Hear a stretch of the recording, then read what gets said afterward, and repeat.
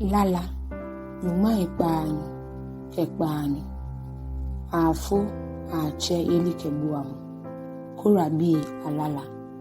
Au Yehowa, miyi wala here munyumo, nyonke shani fenle, mi bulo yohi.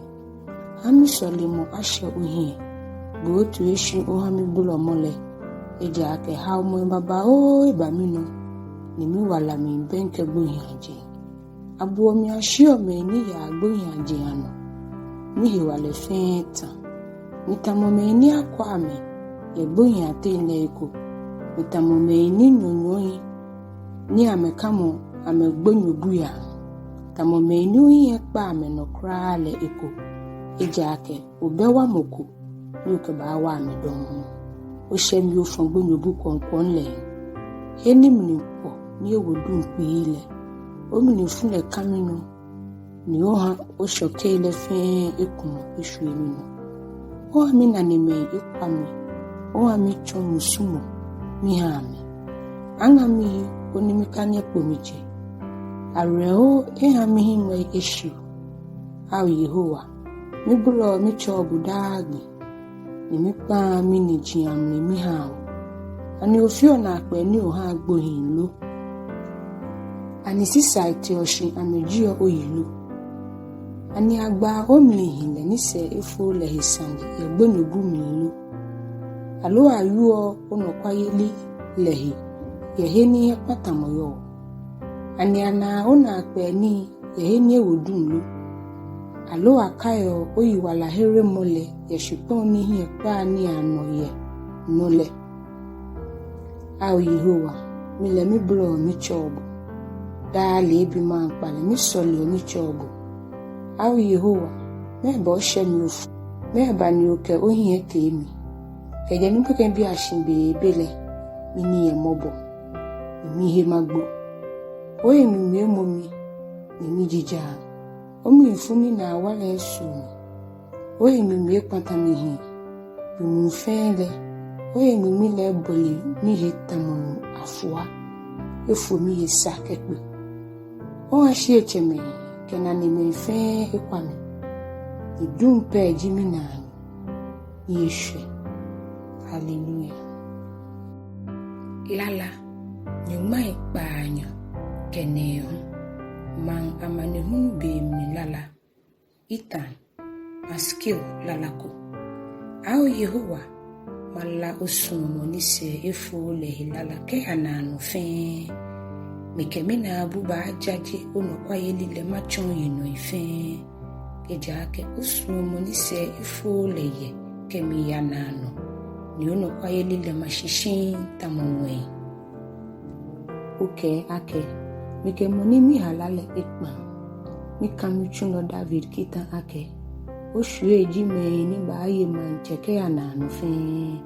Ni maha o manche senle amashi.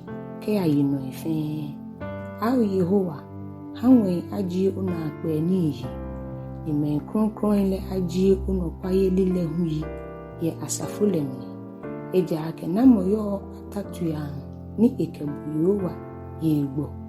Wembile ate na moyo ni etamo Yehowa. Nyumo ni ashio legbe ye me kron agbabole. Nyumo pete nkule ni yeyo ogbe ye.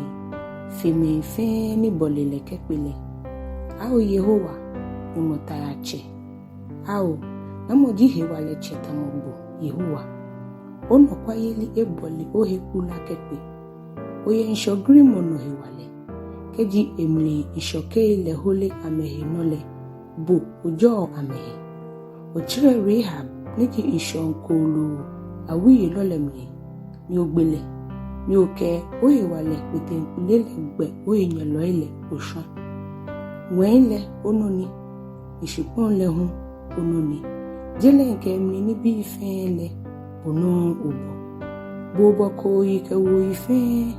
Tabo gonle ke hemo. Gonle fe kemi sheji ogbele. Okon jan wawa. Oni ne ishi wana akpa. Ohe walele no. Ogojo. O manche yelile. Ato shishi ama jale. Ke jale sande yelino. Ana sumo ke anokwa yeli. ye ono fe no fe mumni ajo me ni le bujino ye lilalale me ni ba ameje oni sabu Yehowa ohiele me ni amemni firi ame be mu fe ye ogbele hewo ni amekafo ojalele eja ake boji amehewale nyam oduro mu ha wo yokunim eja ake boyo wajimo ni fa wo hele ni bo Israel ni mo kronkron bo owo manche wo hawo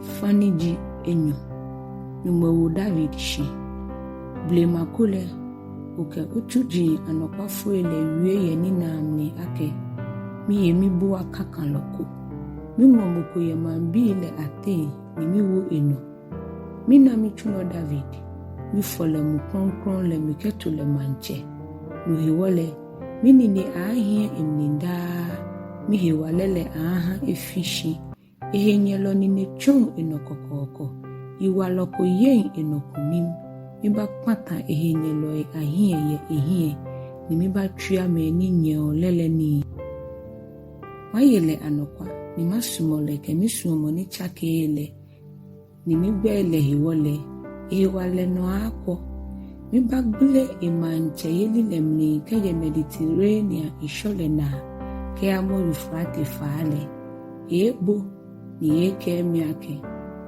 boji miche ke mi nyumo ke mi hebu tesa mafele mikromobi ke shipon le no manche mele atemo ulufefe majami sumo ni chakele mni manale mobo ke atinano ni mikelete nkpamole amashishi maha eseshia ishinda imanche senle aishi biani mwe keshipon yo ne keji eshuele kwami mlale ni ameba ameje yemi kpoile ana keji amebule mi kpoile ni ameye mikita ile anole ule mikeda detete agwa wame ya metomo ya iwo ni mikekule ayi ame ya menisha ni la hewo kele ni slomo ni chake ni mi yo ha David lese ifo ni shi ni mi wolele mi kwang mi kun mi kele ten pa molemne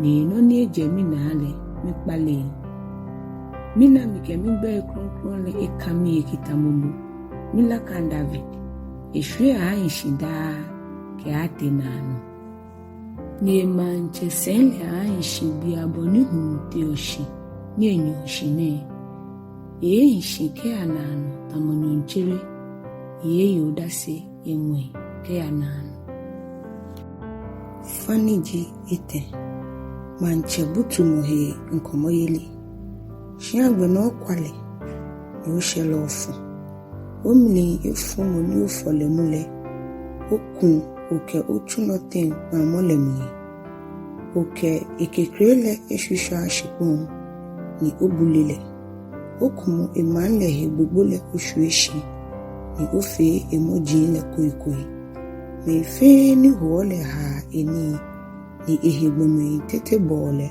ara oha ehenyeloi anini echo eno oha ehenyeloi fe minya oha eklantele na fe kutushi yetamni yuwale yetamni oshon manche yeli chile ya ede yomo emanche senle utashi oha esha egbo oha hebuli elule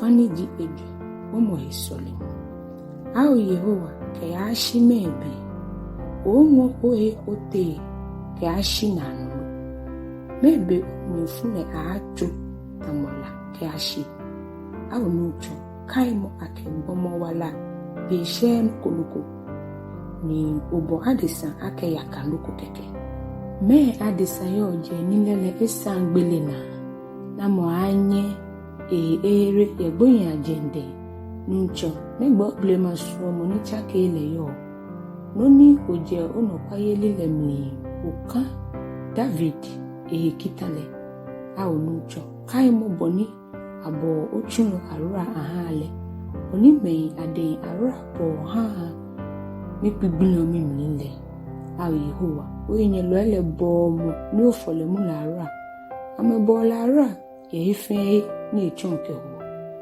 ijie mo a Yehowa ke ana amen. Hallelujah.